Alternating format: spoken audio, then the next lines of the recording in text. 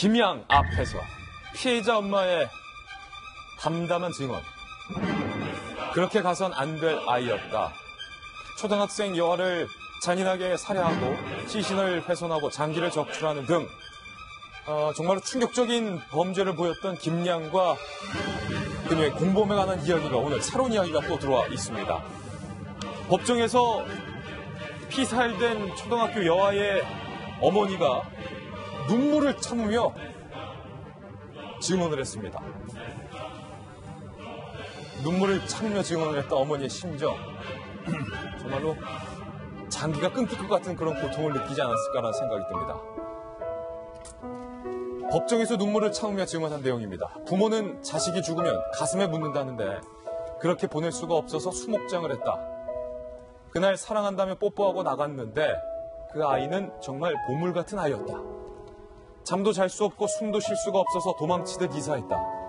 그곳만 벗어나면 숨을 좀 쉴 수 있을 것 같아서. 그날 누구라도 그 자리에 있었다면 같은 일을 당했을 것이다. 피고인이 자신에게 맞는 벌을 받았으면 좋겠다. 내 아이는 그렇게 가선 안 될 아이였다. 그러면서요.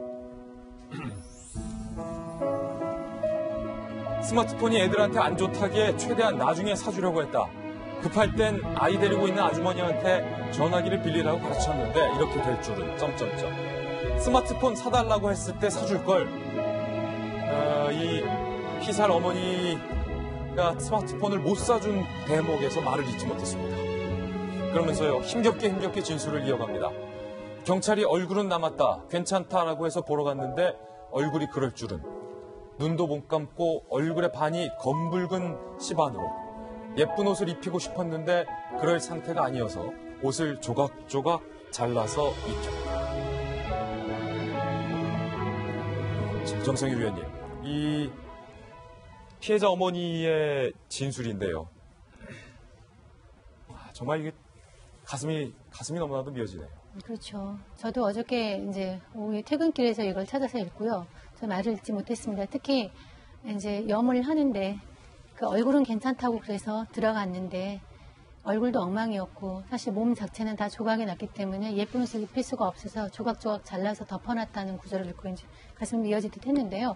엄마가 이제 저런 그 감정을 참고 그 나오는 어떤 그런 마음에 대해서 정말 존경을 표하고 싶습니다. 이제는 다시는 이런 피해자가 만약에 그 자리에 자기 딸이 아니라 다른 누구라도 그 자리에 있었으면 피해자가 될 수 있었고 또 지금 그 범인이 어린 나이다. 그 다음에 정신병력이 있다. 그 다음에 뭐 해리성 인격 장애다. 이런 걸로 빠져나가는 그런 모습을 보여주고 있지 않습니까? 그래서 그렇지 않다는 걸 보이기 위해서 눈물을 참으면서 이제 법정 증언을 했고요.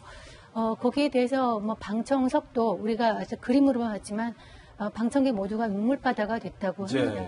어떻게 이런 그 끔찍한 비극이 일어날 수 있는지 그런 그 안타까움이 다시 한번 들고요.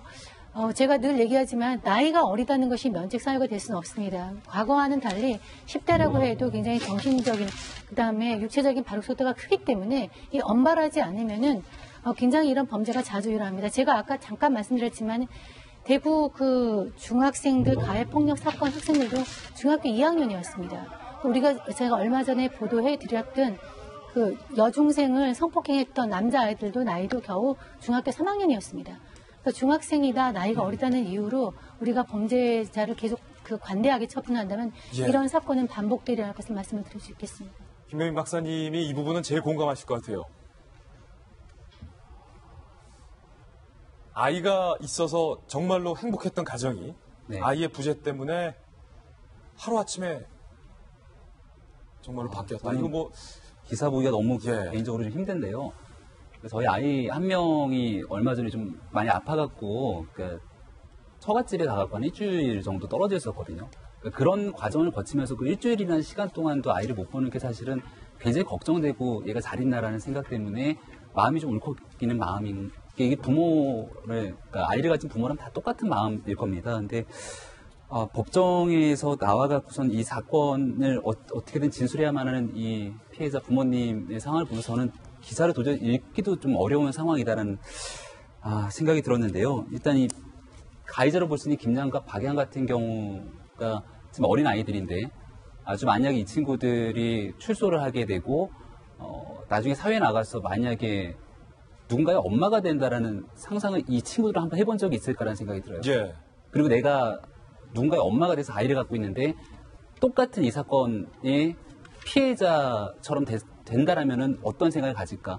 이런 상상을 단 한 번만이라도 해본다라면은 지금 뭐 콧노래를 부른다거나 이런 도저히 진짜 상상할 수 없는 일들을 할 수 예. 없다라는 판단이 들거든요. 지금 이 순간에도 이 김양과 박양 같은 경우는 뭐 심리 상태에 대한 얘기를 하고 있고 또 박양 같은 경우는 이제 올해가 지나면은 나이가 좀 차서 소년법 적용이 안 되기 때문에 어떻게든 올해 안에 재판을 끝내야 된다라는 이런 얼토당토하는 얘기들이 오가고 있는 건데요. 오죽하면 이 김양희 변호인도 이런 얘기를 합니다. 남은 가족과 자식들을 위해서라도 마음을 추스리기를 바랍니다라는 오죽한 변호인도 이런 표현을 쓰게 되는 건데요. 예. 사실 우리 사회가 규정하고 있는 합당한 처벌을 내려주기를 바라는 마음으로 정말 그 피를 토하는 심정으로 피해자 부모님도 법정에 섰을 거라고 보여지고요.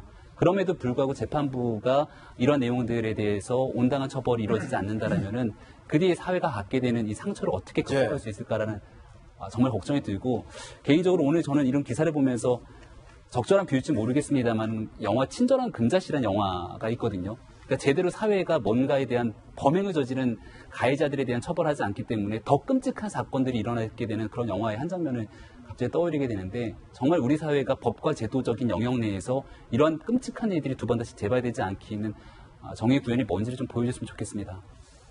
콧노래를 부르는 김양이 바로 저기에 있습니다.